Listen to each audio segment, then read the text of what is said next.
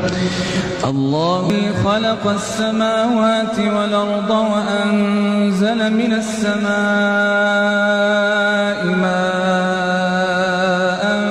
فأخرج به من الثمرات رزقا لكم وسخر لكم الفلك لتجري في البحر بأمره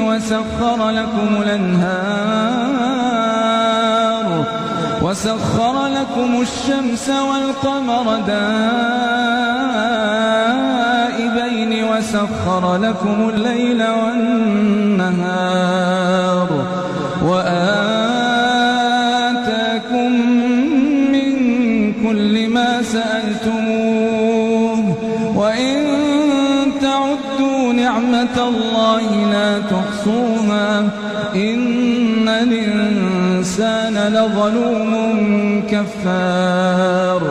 وإذ قال إبراهيم رب اجعل هذا البلد آمنا واجنبني وبني أن نعبد الأصنام رب إنهن أضللن كثيرا من الناس فمن تبعني فإنه مني ومن عصاني فإنك غفور رحيم.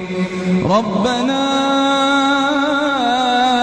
إني أسكنت من ذريتي بواد غير ذي زرع عند بيتك المحرم ربنا ليقيموا الصلاة فاجعل أفئدة من الناس تهوي إليهم وارزقهم من الثمرات لعلهم يشكرون.